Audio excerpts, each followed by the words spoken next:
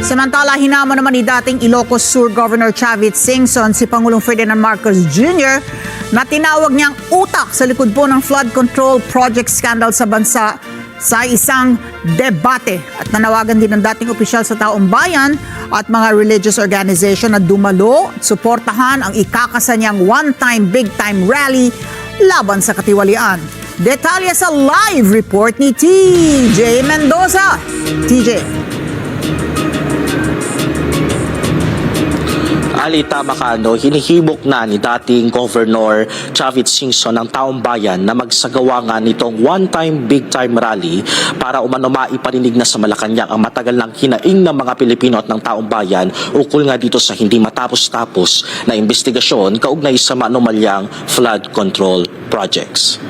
Honorable Bongbong Marcos and Speaker Martin Romualdez, with your permission, I'm going to Malacanang alone to challenge you into a debate about this press con with all the media as a witness.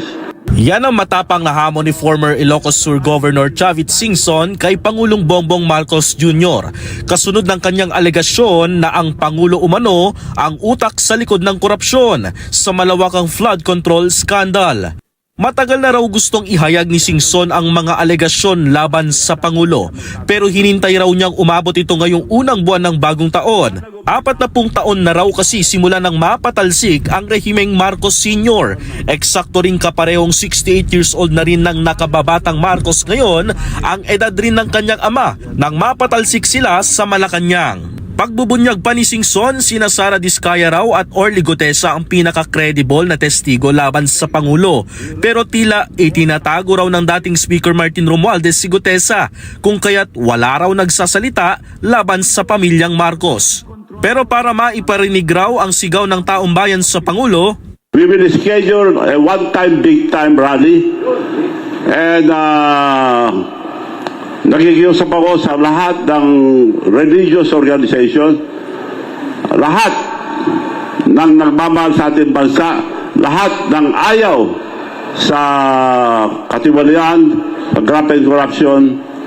So lahat, inanyayaan ko kayo, pero magtatanong ako kung kailan yon, but it should be ASAP and we will march to Malacanang. wala pa raw nakakausap si Singson ng mga grupong maaaring sumama sa kilusan para maiparinig sa Pangulong Bongbong Marcos ang hinaing ng taong bayan.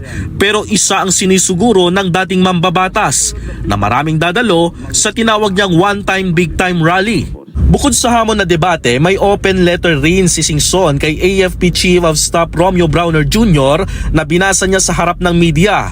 Sinabi nitong hindi raw China ang kalaban ng Armed Forces of the Philippines o ng AFP at ng mga Pilipino. Ang tunay raw na kalaban ay ang mga korap na politiko. Lumulobo na rin raw ang utang ng Pilipinas. Aniya, 17 trillion pesos na raw ang utang ng bansa at 2 trillion pesos ang ibinabayad ng bansa kada taon. Kaya't ang ekonomiya raw ay siguradong pabagsak na. Binanatan rin ni Singson ang Independent Commission for Infrastructure o ICI.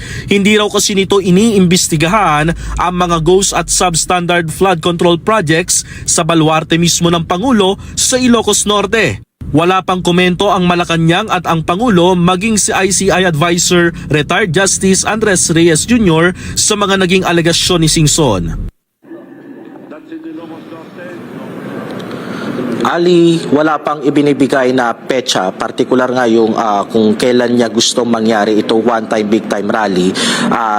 Pero ang sinabi kanina sa press conference ni Chavit Singson ay sana raw ay daluhan ito ng mga kabataan para daw dun sa sinasabi niyang as soon as possible daw dapat magsimula na itong one-time, big-time rally. Ali. TJ, ang tanong ng taong bayan dito sa pagtawag ni former Governor Chavit Singson bilang utak si Pangulong Bongbong Marcos dito sa likod nitong flood control scandal ng bansa. Ano ang pinahahawakan niyang, kumati na tawag dyan, resibo, di ba? O anong batayan niya para sabihin na ang si PBBM ang utak sa likod ng skandalo ito?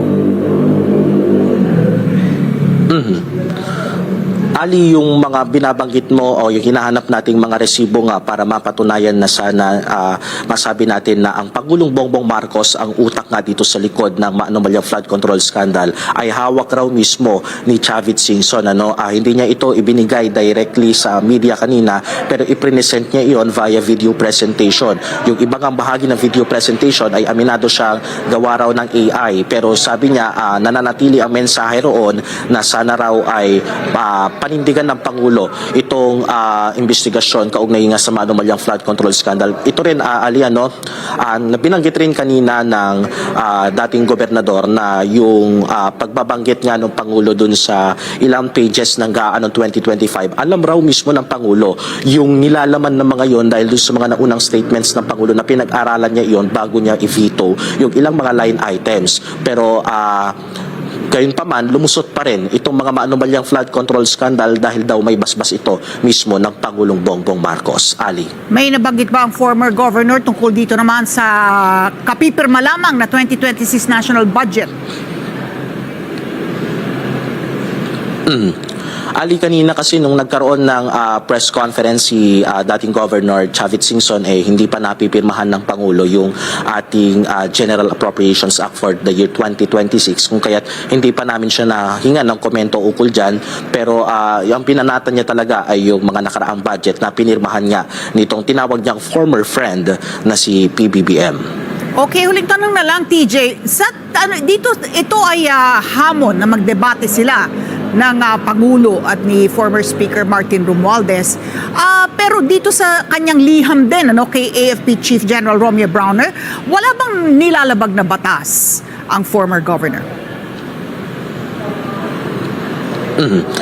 Ali, naging maingat siya sa mga naging statements niya kanina. Kung tutuusin ay pwedeng mangyari sa kanya yung nangyari kay General o dating General Romeo Pocis, yung paglabag nga dun sa Article 142 ng Revised Penal Code, yung inciting to sedition. Pero inabangan namin yung magiging statements niya during the press conference, pero maingat siya. Wala siyang mga statements kagaya ng oust PBBM o maging yung mga resigned PBBM. Ang sinabi niya kapag nagtatanong ang media, sinabi niyo yan, hindi ako nagsabi niyan. Ganun siya magsalita kanina sa amin, Ali. Kung kaya't naging maingat siya sa statements niya, ang sinasabi niya lamang ay ibinubulgar niya yung mga naging katiwalian nitong administrasyong Marcos, pero hindi niya sinasabing bumaba na siya sa pwesto.